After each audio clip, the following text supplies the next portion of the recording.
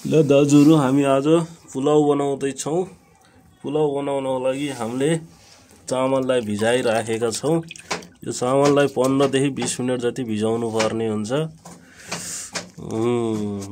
अनि त्यसपछि हामीले गाजर केराउलाई यसरी काटेर मसिनो बनाएका छौं। ल चामल भिजाएको चामल हामीले यहाँ अब पानी तार्नको लागि राखेका छौं। यसरी पानी तारेर राख्नुपर्छ है। हामीले अब घिउलाई अब भाँडामा हालेर यसलाई तताउनु पर्छ। पगाल्नु पर्छ यसलाई। पगाल्ने हैन तताउने एकछिन। ल काजु बदाम अनि किसमिस अब स्वाद अनुसार राख्ने। त्यसपछि हाम्रो तेजपत्ता टाढा 5वटा जति तेजपत्ता भए पुग्छ है। घिउ तातिसकेको छ।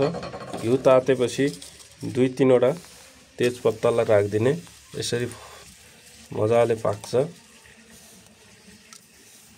मजाले पाकेपछि यसमा अब बिस्तारै चलाएर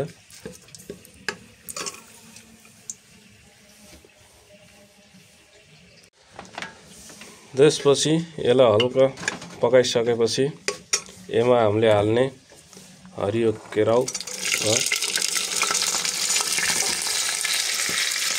यसलाई हालेर मजाले पकाउने।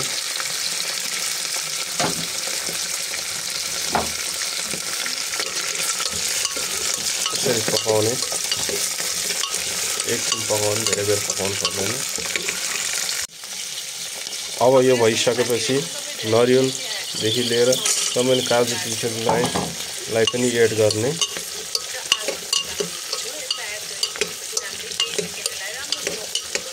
एकछिन केही समय भुट्नुपर्छ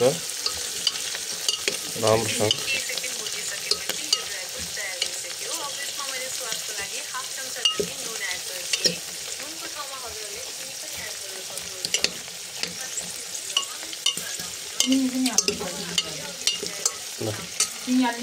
नुन 1 चम्चा नुन हाल्नु पर्ने हुन्छ। अब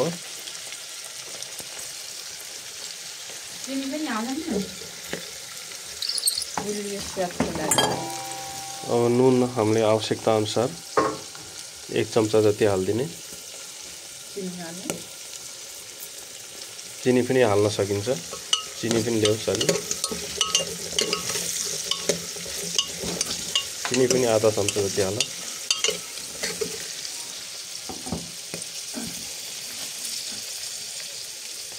एक चम्चा हाले पनि हुन्छ स्वाद अनुसार।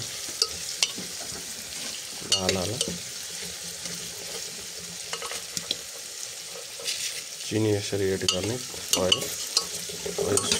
स्वाद आओस् भन्नको लागि चल यसरी पकाउँदा चाहिँ हामीले ग्यास चाहिँ सानो बनाउनु पर्छ। आगो सानो बनाउनु पर्छ है त।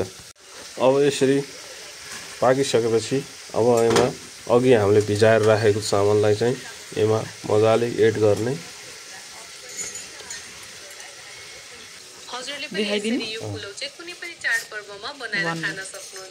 यसरी एड गर्ने चामललाई। यसरी भुटिसकेपछि 5-7 मिनेट भुटेपछि हाम्रो रातो रातो कलर आउँछ। यो कलर आइसकेपछि अब यसमा अलिकति पानी एड गर्नुपर्ने हुन्छ।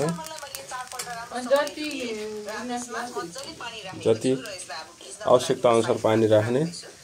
जति चामल छ त्यति पानी राख्दाखेरि राम्रो हुन्छ। अब यसमा कलर चेन्ज भइसकेको छ।